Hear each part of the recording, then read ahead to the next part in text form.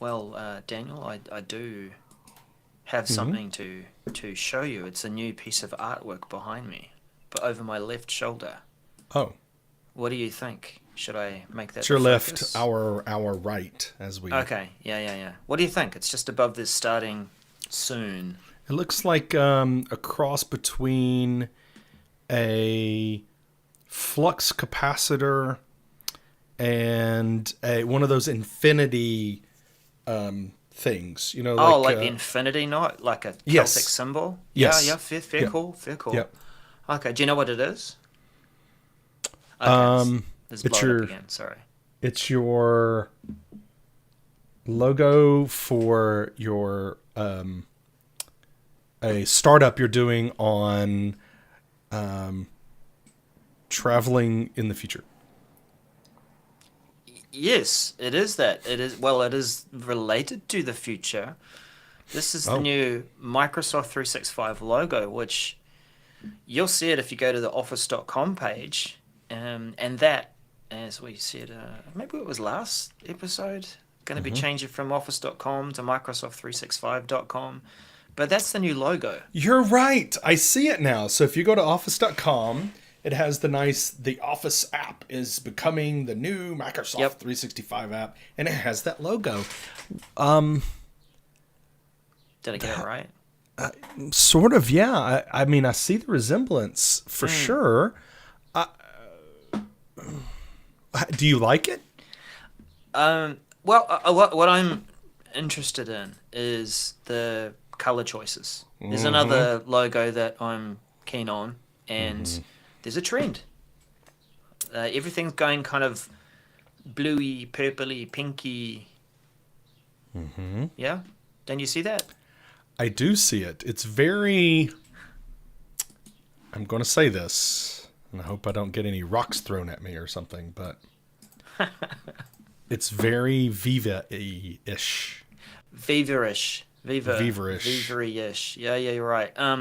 Pete thinks it looks like a Mobius strip, which that is the sort of never-ending Right.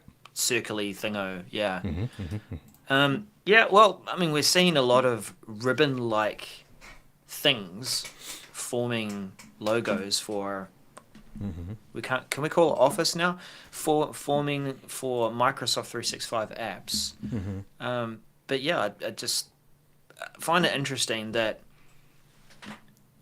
it's not a great example, but if you look at the actual example, you can tilt it a bit and it still looks like the old Office square, but it's just been twisted.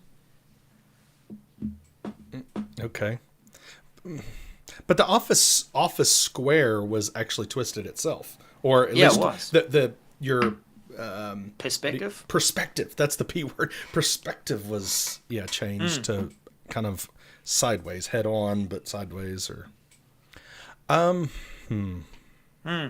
interesting. It is.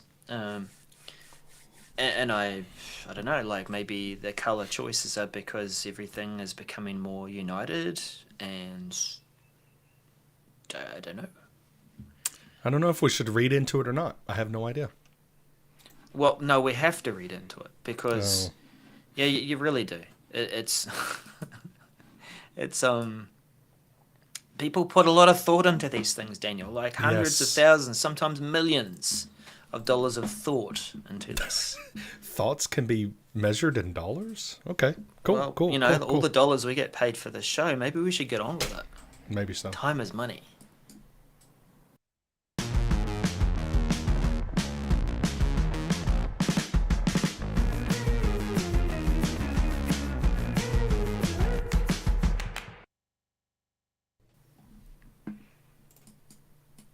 Hello, everyone. Hello, everyone. Thank you for making it to the show. We're, I Indeed. guess, still getting things in line, aren't we, Daniel? Like, we just discovered, oh, that's right.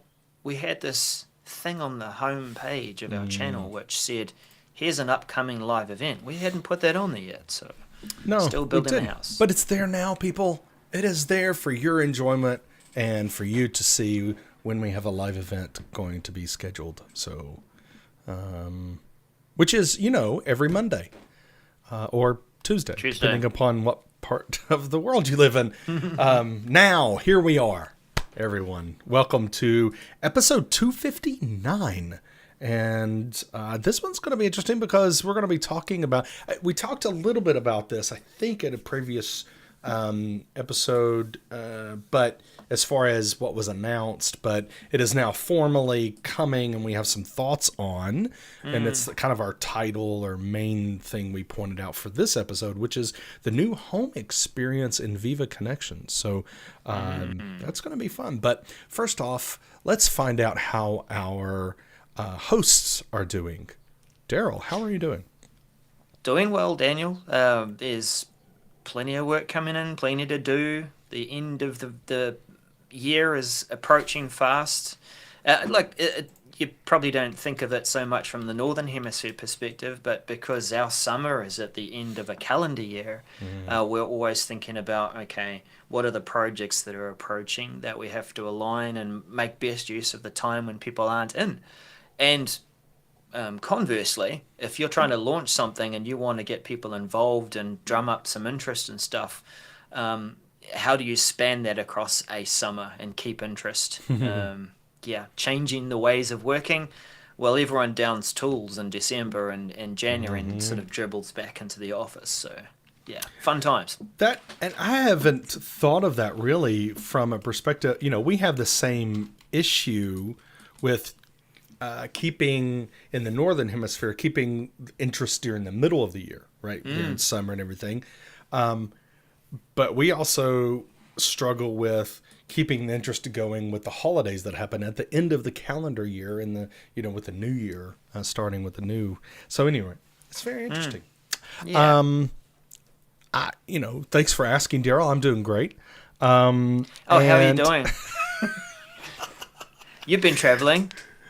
I have. Last, I guess, week and a half have been a blur, but I was able to see friends and make new friends in Branson and Nashville and Toronto and Boston.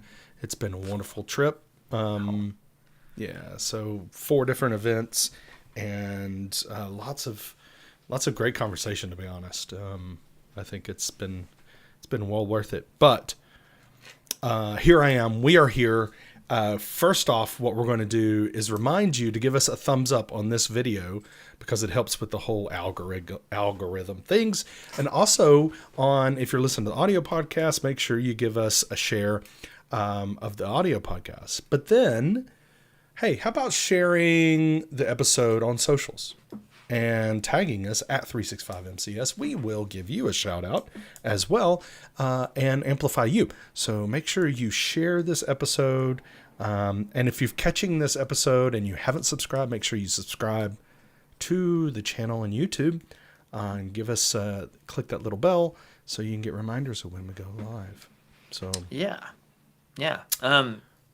It has been a good transition to the new location, and thank you for following us on that journey. Let's just jump in. Let's Darrell. Do that. Yeah, we usually we try and do the messages in the order that they were received, and we sort of mix it up a little bit. Today it's a little mixed up because we wanted to try and address things in a few different order. Hello Phil, hello Sandy, hello Pete, and everyone else joining as well. Just sort of call that out there too. We're looking for your comments, so if you do have any thoughts as we address some of the messages, feel free to share. We'll bring them up on screen. All right, on with the messages. Whoops, on again, off again. First up, we have announcing de-duplication of contacts in Outlook Web, MC448368. I know I suffer from multiple contacts of people, and the different platforms I've used in the past, they try and link the contacts. There's 3 or 4 different Alistair Pugins. I mean, can you get enough Alistair? Yes, we can tell you. But being able to combine those contacts is important. The thing is that you still have multiple contacts. It's just a smart way of pulling them all together and trying to view them. And I find that, Daniel, sometimes the contacts I've added on the fly because just out of annoyance and convenience with, let's say, a mobile company, where sometimes a friend will call and the caller ID will come through without the country code and sometimes with, and the caller ID doesn't, recognize it properly. So I'll just go, look, I'll just add the darn number as well. So we come up with all these multiple contacts in lots of different ways. And this is all about providing a way through Outlook on the web to deal with that, to truly combine the contacts into one contact, not just linking them together, but de-duplicating them. Daniel, do you have many duplicated contacts? I absolutely do. I think your example was a good one. There's other ways, to get duplications of contacts, and and those range from duplication because of different phone number, email, spelling of name accidentally, title, company name. I mean, there's, you could get all of those types of duplications. So I'm interested in seeing how this is smart enough to combine contacts that may, they're going to have differences, right? And so how is it going to, so in the message, it talks about it's going to give you suggestions to merge. Correct. Yeah. So, how does that work? That's what I'm interested in. Well, looking closer at the message too, you get a bit of a clue about it takes a little while for them to come up with these lists of suggestions. I guess I'll get back to that a bit further along. But yeah, it will make a suggestion about merging them, and you have the choice as an admin about whether your organization should see this message or not. And I think one thing that's quite nice about this is it actually talks about when the admin feature will arrive to be able to enable and disable, and then this deliberate gap between that and when people will start to see this experience in the service. So this is one of the better ways of rolling out a feature to give you that amount of time and information to prepare and let people know, what to expect, or to be able to make a choice as an organization about when to use it and do it. If we look down at, if you were an organization that did turn it off and then you want to turn it back on, this is what I'm talking about with the clue as to how and when it takes, how long it takes to come up with this list. If you change your mind and turn it back on again, it can take up to 10 days, plus or minus 4 days, to regenerate that list of suggestions. I don't think that's a big deal, to be honest. I mean, this isn't like a business critical issue. I think it's more of an annoyance because you have to do a little extra work to pick the right contact and all that kind of stuff. So this seems like it's okay if it does lag a little bit, but what, I don't think it tells what happens if you say, thanks for the suggestion, I'm too busy, leave me alone. Will it give you another suggestion at another time, or are you done? Is there a way to invoke it? To say, oops, dismiss, get away, I want to keep going, and then I want to go back to dedupe, right? Can I invoke those suggestions again? What happens when there's information, there's a misspelling? Does it catch that? I'm guessing a misspelling like in a name. I'm guessing maybe not, but yeah, stuff like that. That's what I'm kind of interested in is how will it handle, merging things when one contact you have different mobile numbers listed in contacts because someone changed. Will you be able to say, no, I want to keep 90% of contact A as I merge it into B, but leave out certain elements so it doesn't get combined because I know that phone number's not right anymore. Just lots of questions that I think will hopefully get solved here soon once we see it. Yeah. Well, we'll sort of dig in quickly into the help and information. It's really very much admin oriented with all the Yeah. capabilities. There is a blog on merge and duplication, so this looks a bit more useful. Merge duplicate contacts in Outlook. So it lets you know the possibilities of the common contacts. You can fix it now by merging a number of them. Oh, so here's an example where there's Cameron Evans and there's Cameron and Cameron, but Cameron Evans Yeah. is a different Cameron Evans. So it looks like, because I was about to say, well, maybe it's pinging on there's something in there that's the same. Right? Like maybe phone number. There's a phone number there and it says Cameron, but then the other one says Camera Evans and has that same phone number but other stuff. So it is nice that it's kind of saying, hey, here's some possible things. You know, there's probably going to be some wrong ones in there, but it doesn't seem like, there's a way to say, like in that screenshot you're showing, I want to keep, the first one has a title and an email and a phone number, but that title's wrong, right? He's now the account director and not a senior researcher, for instance. Or Right. actually in this example, it's kind of bad because it looks like it's a different photo and you don't want to merge it. But what if you did?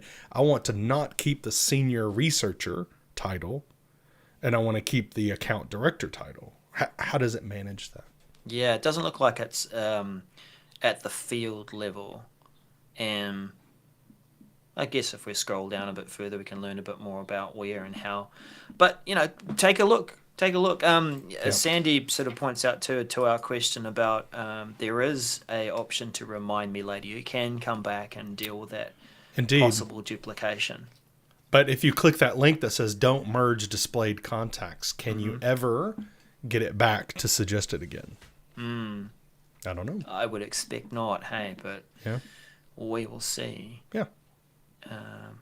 Look, and there's some settings you can set at your account level to say select merge contacts under services, toggle it on or off, allow suggestions. So you can control it even at your level, not just the admin level. That's right. But that's enough of that. That is, yeah. So admins have that setting now to be able to make it available or not. And it will start appearing in your service on the 31st of October. And just looking at that support article, it's not like you're going to visit your email and it's going to start saying, hey, I've found 10 new contacts that you might want to combine. It looks more like only when you visit a contact card or you open contacts. Yeah. Indeed. Right. Daniel, tell us about the next message. The next message, new home experience for Viva Connections desktop MC447338. This is our message I was talking about before, being our title message here. And it's one that has been announced at Ignite, which is the new Viva home experience. Or was it at the Viva Connect? Wait a minute. When was this announced? Was it the Viva event that was? It was the Viva event, which Yes. is a week or two before Ignite. Okay. All these events. Pardon me. Sorry.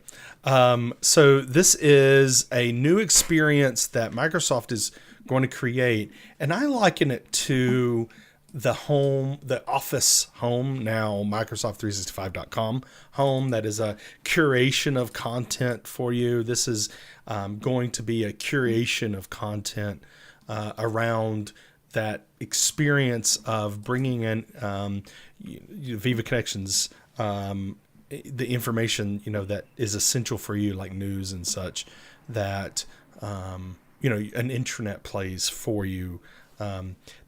And I really see this as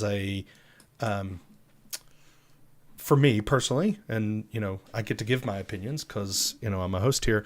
I feel like this is a intranet for small businesses, maybe medium, but on the smaller side, that doesn't want to have a a tailored intranet experience. They just needs a landing place that has content that is shown and fresh for their users. And so if you've already set up Viva Connections, then, and which means if you've already started creating content, news and such, then that will pre-populate the new home experience, like the dashboard. If you've already set that up as well, that'll pre-populate this.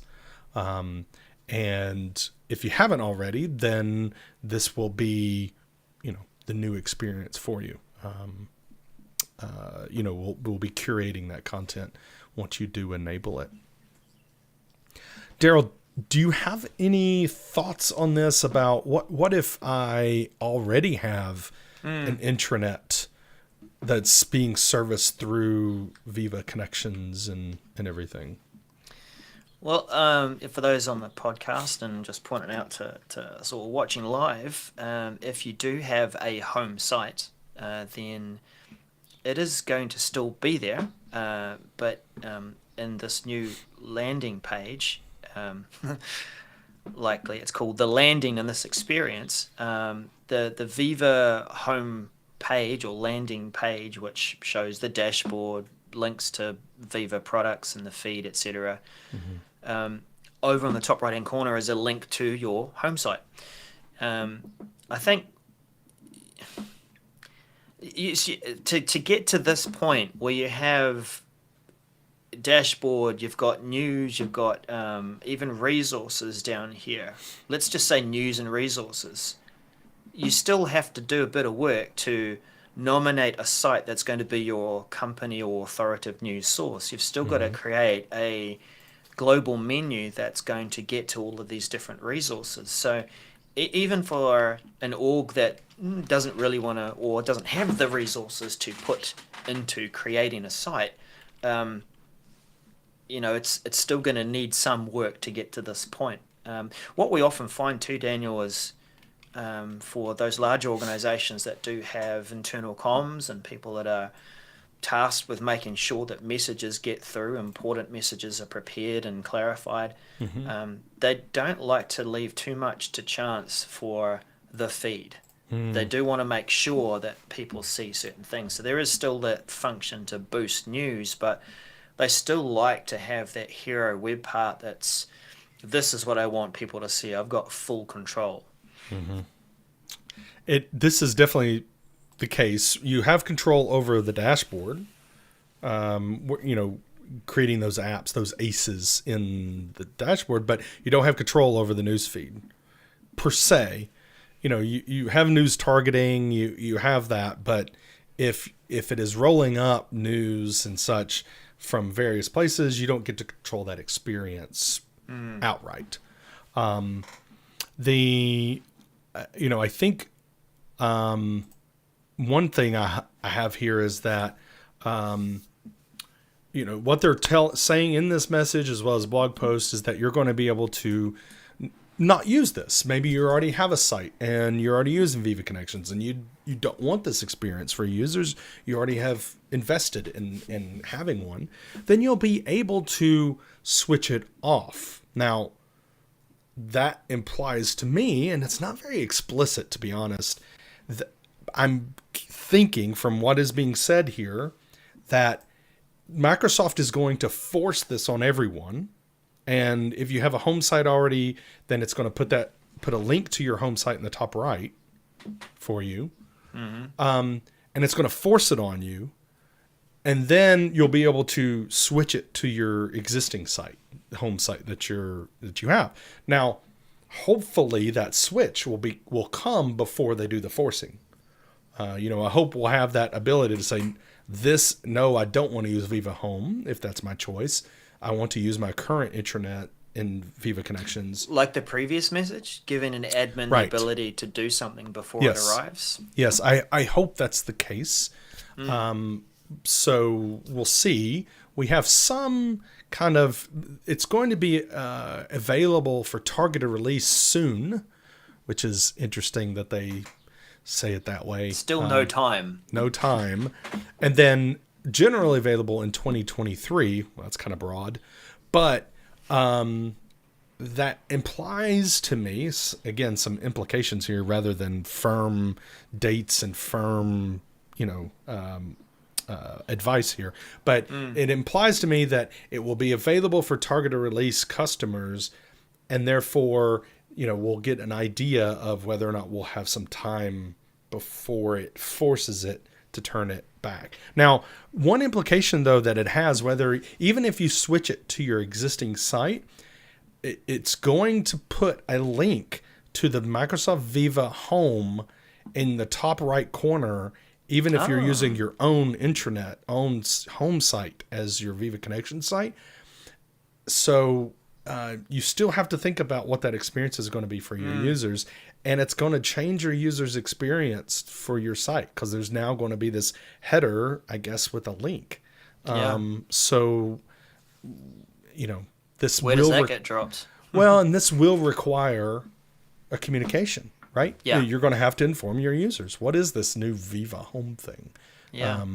And how to use it. One thing, Daniel, that it will do is this Viva Home. They talk about this hamburger menu. Find that other screenshot. So there is a good support page, which we show up in the description of the video, that calls out things, so you can use it to prepare people for what this looks like. But this hamburger menu is a way of navigating to the other different Viva products, which means you don't necessarily have to use apps on the app rail to get to insights, to topics, to whatever else. Yeah.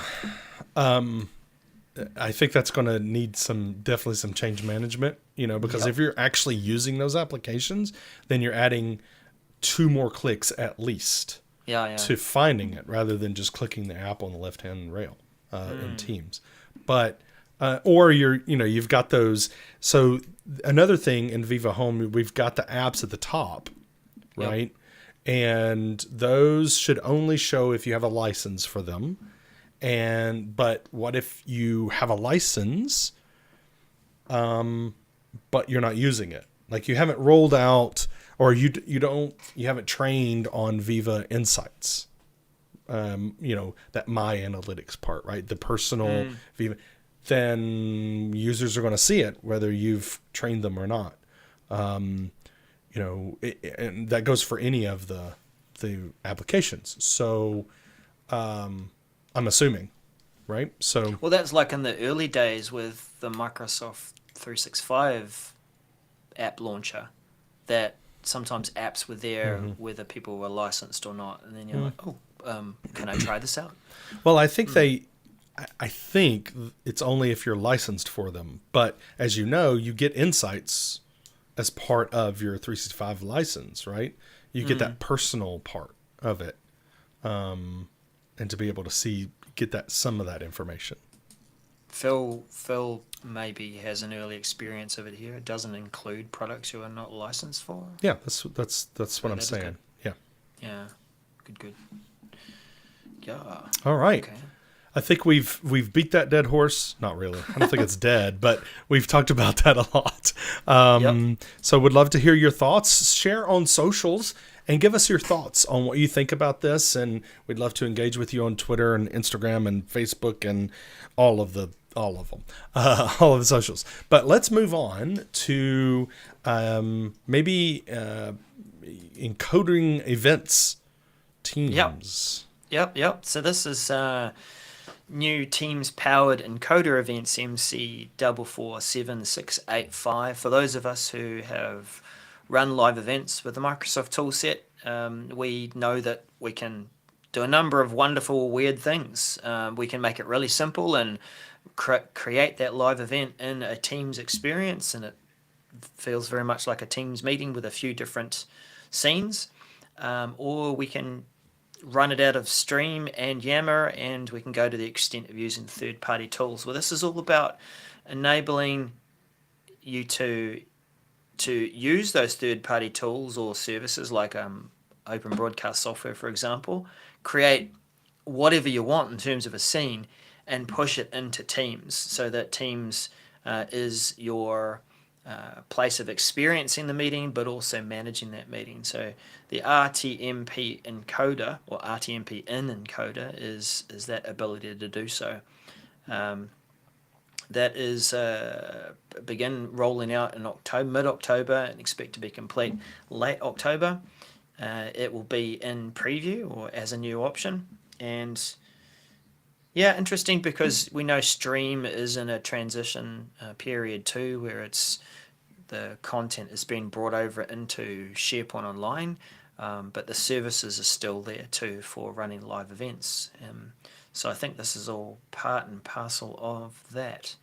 Not too much more to say. I know we've got a few more messages to get through, but for those who are into running live events, good to have this option. Yeah. Phil had a question there about where does this leave Yammer live events. I still believe it'll be an option.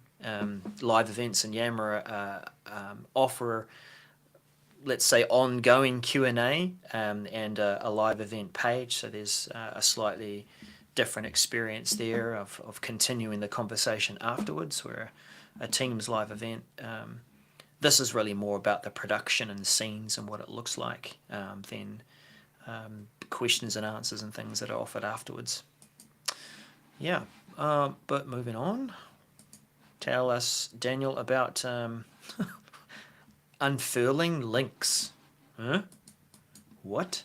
There we go. I was waiting for the lead in. I was like looking at you like, how's he going to... How do I even lead into this transition? Oh. Microsoft Teams zero install link unfurling. MC447686. What, Daniel? Yes. Yeah. This is when a user shares a link to an app, a Teams app in Teams. So it's a little inception there, but no.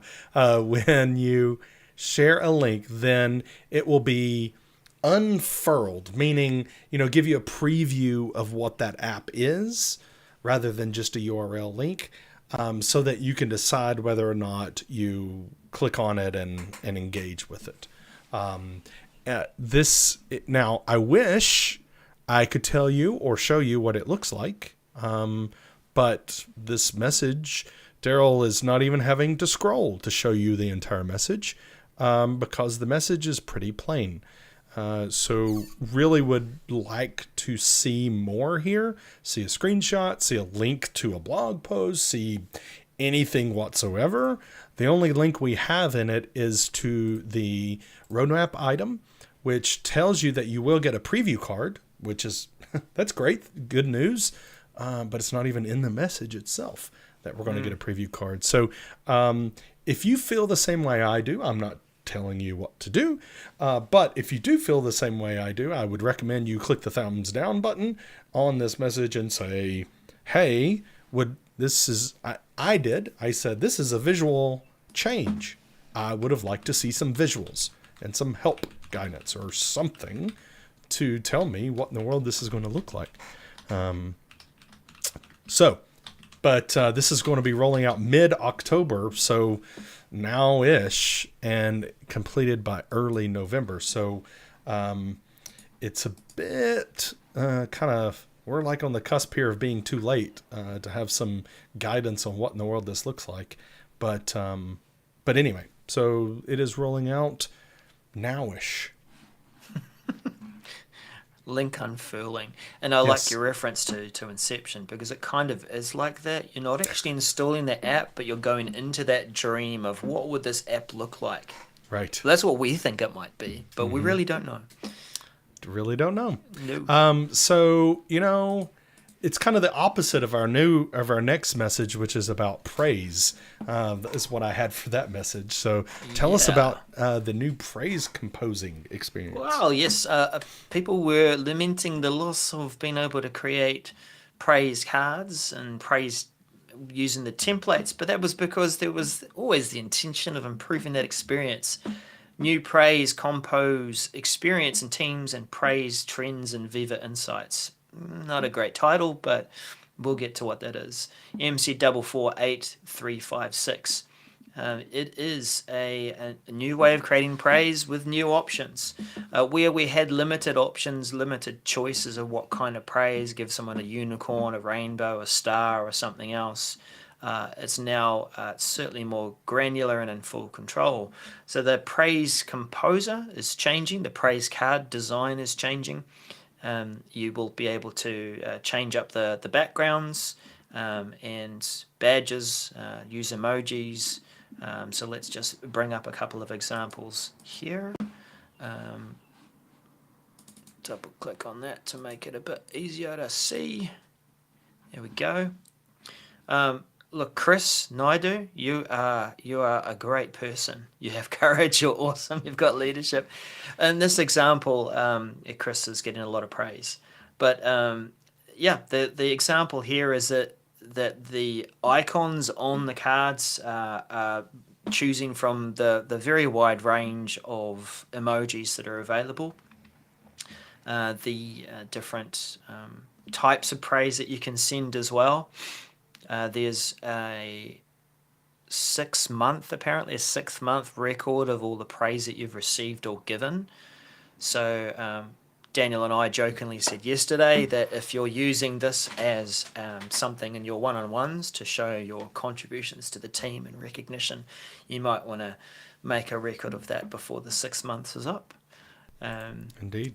Yeah, I must say maybe I need, and I think we said this when this feature arrived, the reminder for praise. I think I need to set that to remind myself to give praise to people.